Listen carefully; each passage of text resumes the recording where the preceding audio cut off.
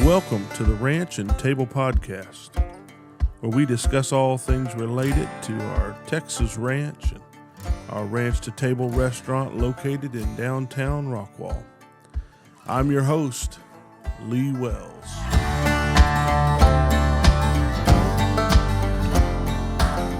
Hello and welcome to another episode of the Ranch and Table Podcast. I'm Lee Wells and I want to talk to you today on a subject that I don't think gets talked about very much, especially in the business world. And I want to talk to you today about the curse of comparison. And before I get started, this episode is brought to you by our friends at Sterling Tea. They are true professionals in the tea business, creating over 200 different blends and flavors and serving hundreds of businesses around the country. They are the best, and they only provide the best teas in the world. We partnered with them for years, and we will continue to do so. They have extended a generous discount. As you know, if you've been listening, the Ranch and Table listener gets 20% off their entire order. Just use the Wells 20 at checkout, sterlingtea.com. And so before I begin in my talk today, I want to just remind you again, if you could go on to YouTube and find the Ranch and Table podcast and hit the subscribe button for us. This is going to set us up because we are about to make a change in our podcast host, and I would hate to lose contact with anyone.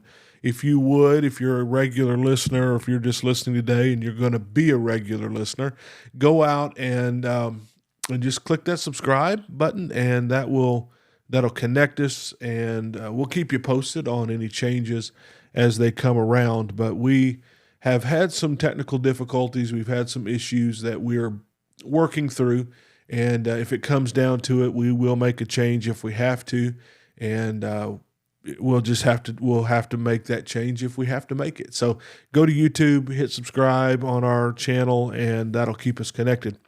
The curse of comparison. I want to get into this with you just for a few minutes and talk to you about something that I think maybe plagues us all. I don't know. I don't expect that I'm all that different than you. I really don't. I think we're probably very similar as human beings. And, we have to be careful. We really have to be careful playing the game of comparisons.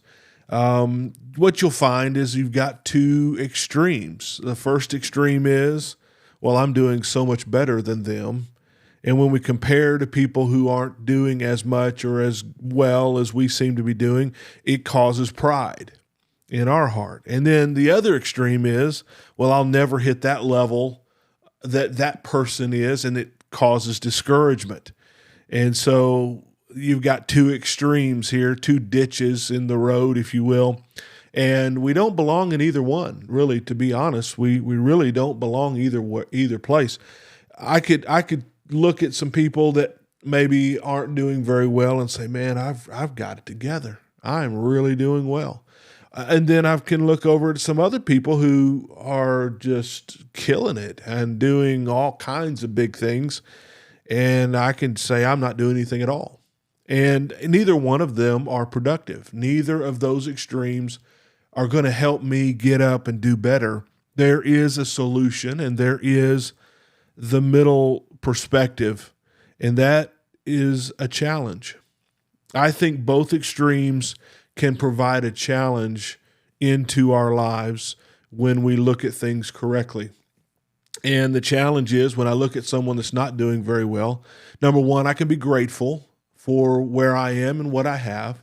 I can be very thankful. I can be sympathetic. I can be I can reach out. I can help them. I can be grateful.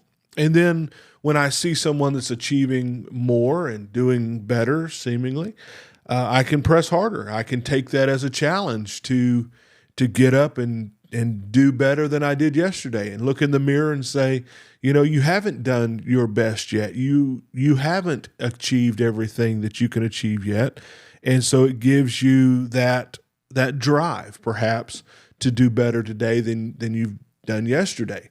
I went to an event this week, and this is probably why I'm thinking like I am. I went to an event this week. I took my daughter, Kayla, and spent some money, and went to a motivational business conference on Thursday. And there was the big name people there. Mark Cuban was one of the speakers. David Goggins was one of the speakers.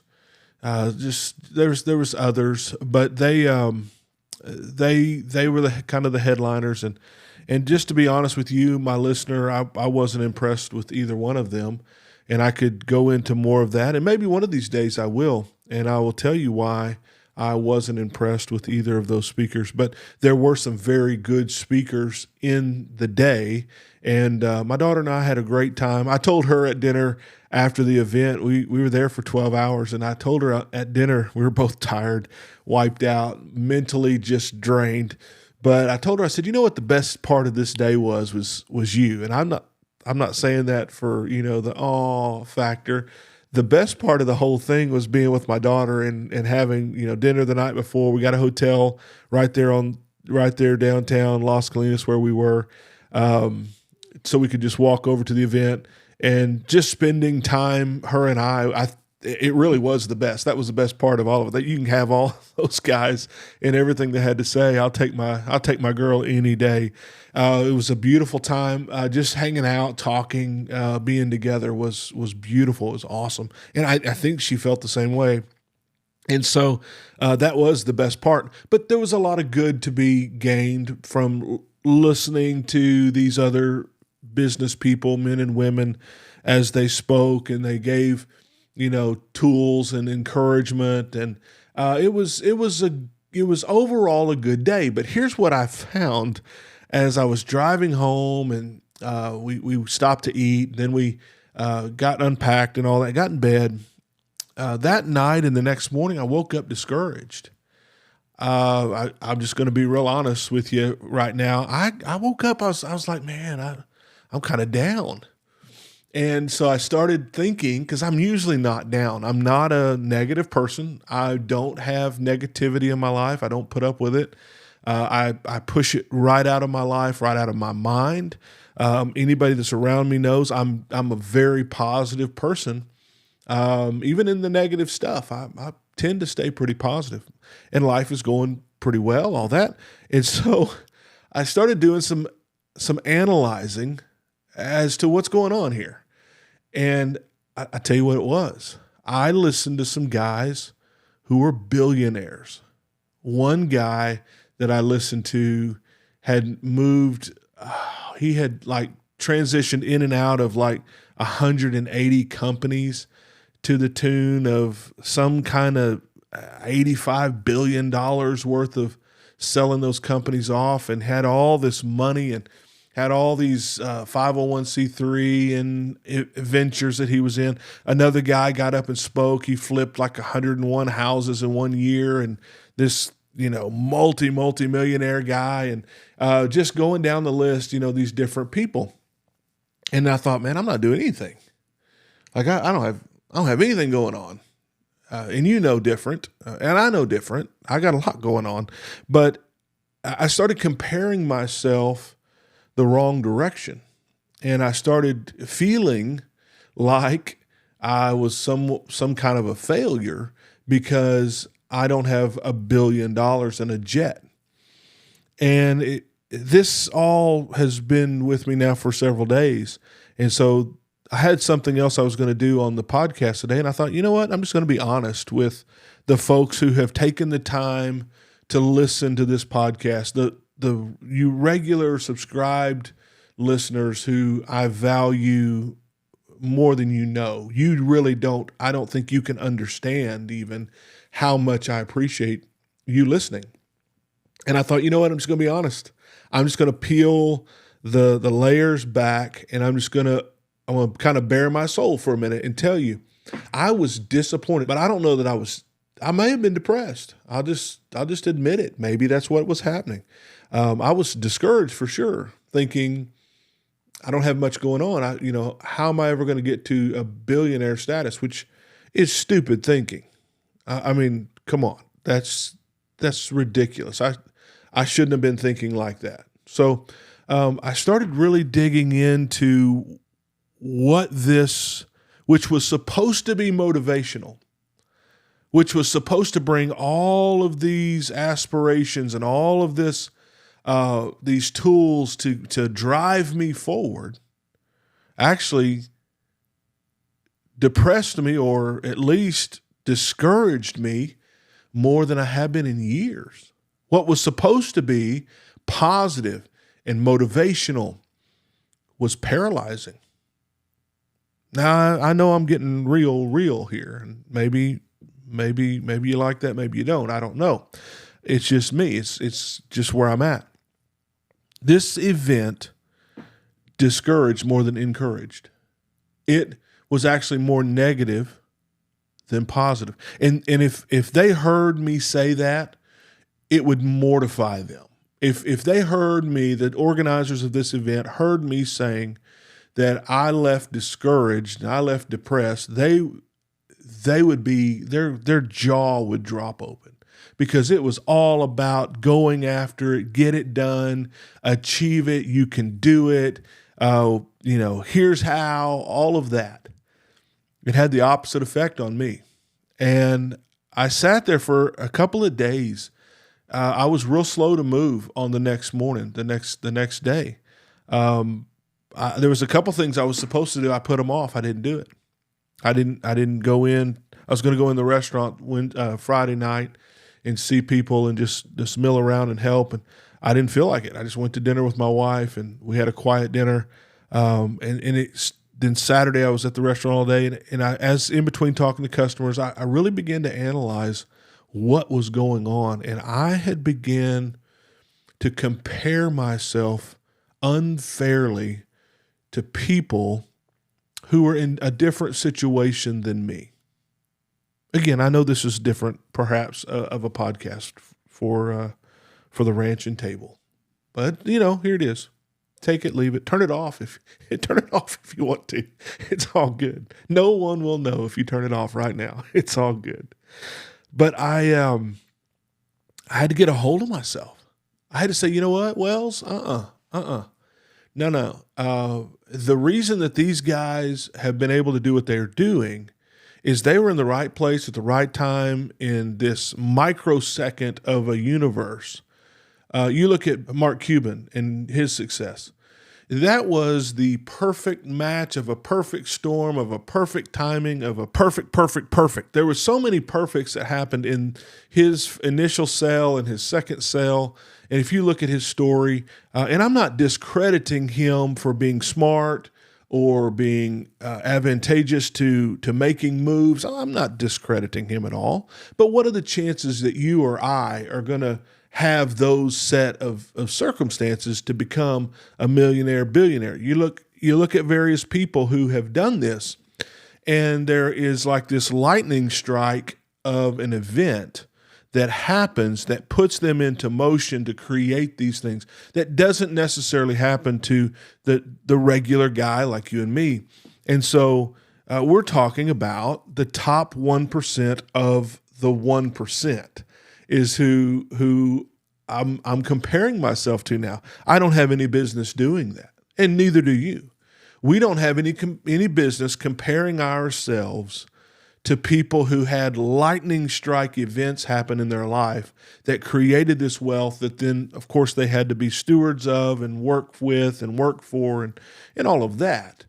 But unless you and I have that kind of an event, we're going to be where we are, making the money we make today, working how we work today, taking advantage of the opportunities that we're given today, which are not always the same thing as some of these other guys. And so the reality is there's a whole lot more of us 99 plus percenters, folks that have never had that this amazing thing that happens. We're just not in that same boat. Now, I will tell you that since I have kind of gotten a hold of myself, it has challenged me to say, you know what, but Monday morning, I'm going to hit it harder than I ever have. I'm going to continue working at what I've been privileged to work with. I'm going to do the best I can do with what I have. But I refuse to let someone else's success discourage me. And I want to talk to you for just another couple of minutes here. Because I know I have done quite a few things in the last few years, and I've started 10 companies. If you've followed my podcast, I've been very honest, very open about my journey and how I have gotten to be able to do the things I'm doing. And the reason I'm even talking to you on this podcast now is because of some things that we've worked hard for and we've made happen.